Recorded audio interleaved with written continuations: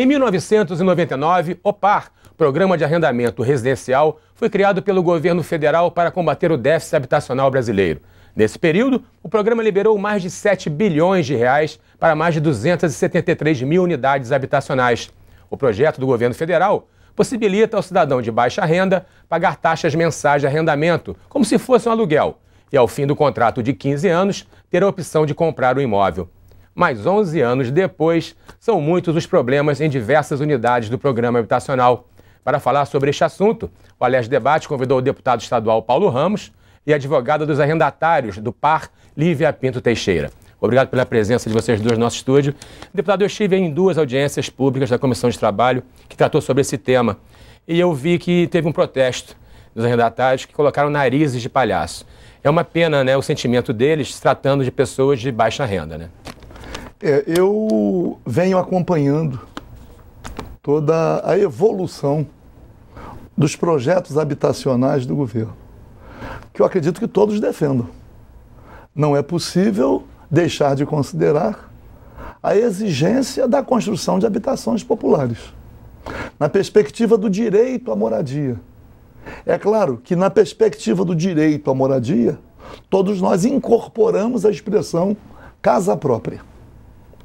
Mas não é possível aceitar que um programa destinado a ter um alcance social, em função da forma como está estruturado, ele se transforme num tormento para aqueles que são os destinatários do programa, isto é, as pessoas de baixa renda.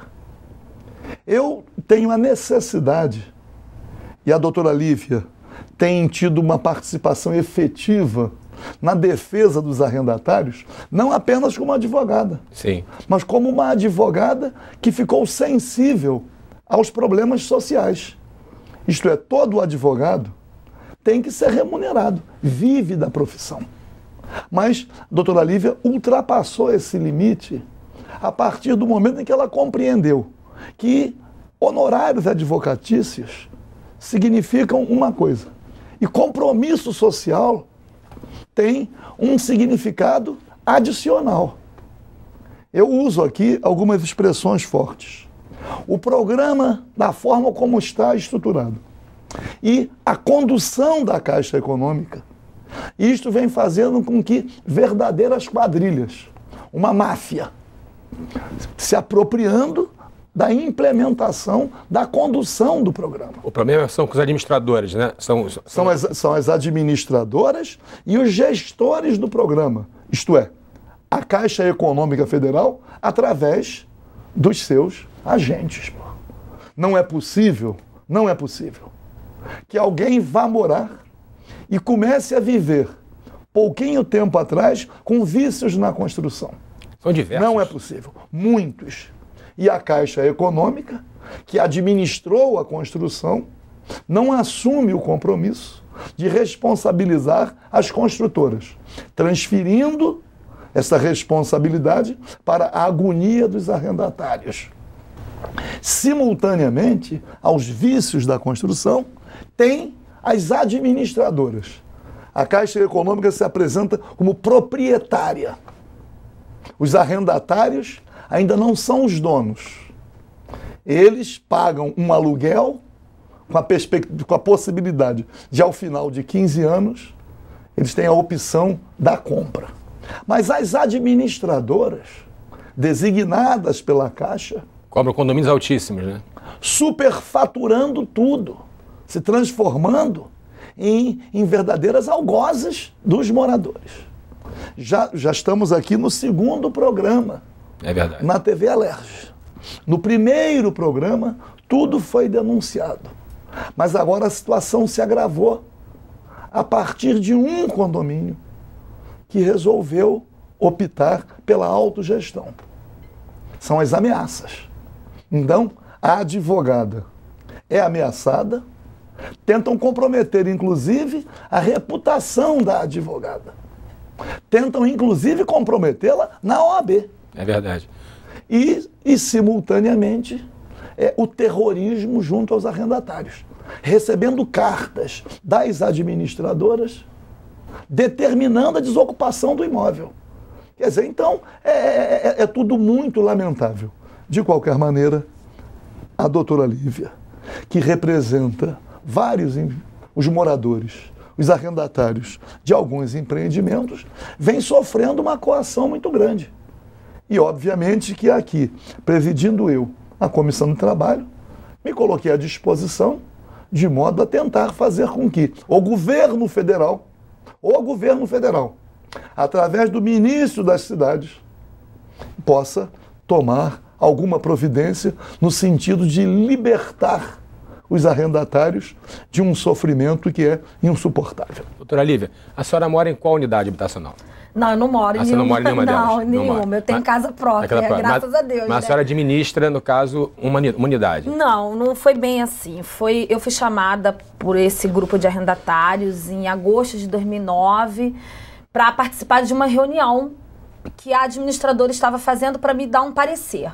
Quando eu cheguei lá, operadora do direito, eu fiquei chocada com o que eu vi, com o tratamento que era dispensado aos arrendatários, e quando eu comecei a fazer várias perguntas, eles não sabiam responder as minhas perguntas, eles não tinham noção da lei, eles eram totalmente assim, vamos dizer, primários no que eles estavam fazendo. Bom, aí após a reunião, nós conversamos, eu falei que eu iria estudar o contrato, ver se existia uma possibilidade. Dentro do contrato eu vi que existia sim a obrigatoriedade do arrendatário estar em dia com as cotas do condomínio, mas no contrato não dizia que as cotas do condomínio teriam que ser pagas a uma empresa licitada ou escolhida pela Caixa Econômica Federal. Certo.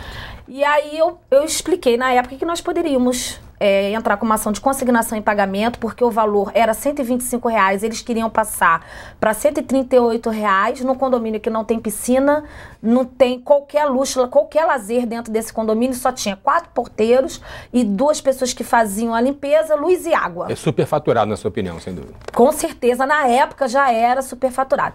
Então eles diziam que o condomínio nunca tinha dinheiro, que o caixa estava zerado.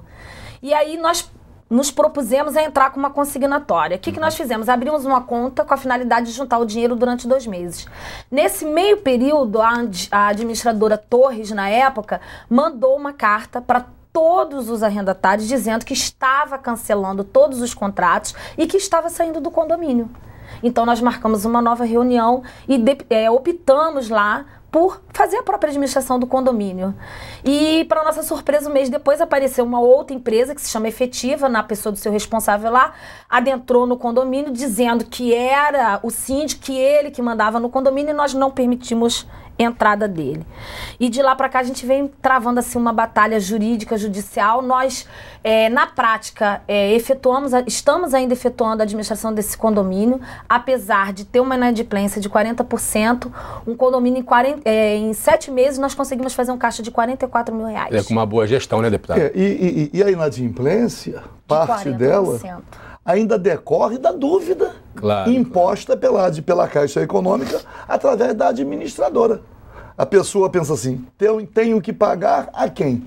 Como as pessoas têm outras necessidades, sem dúvida, alguns priorizam outras coisas. Não pagando ninguém. Não paga ninguém. Outra. Quais são os principais problemas que a senhora encontrou nessas unidades habitacionais? Primeiro que é gritante são os vícios construtivos, né? Como deputado citou, e segundo, as arbitrariedades feitas pelas administradoras. Sem dúvida, parece que a gente voltou ao tempo da escravidão. Sabe, que as pessoas são impostas, ameaçadas diariamente no seu cotidiano. A senhora foi ameaçada?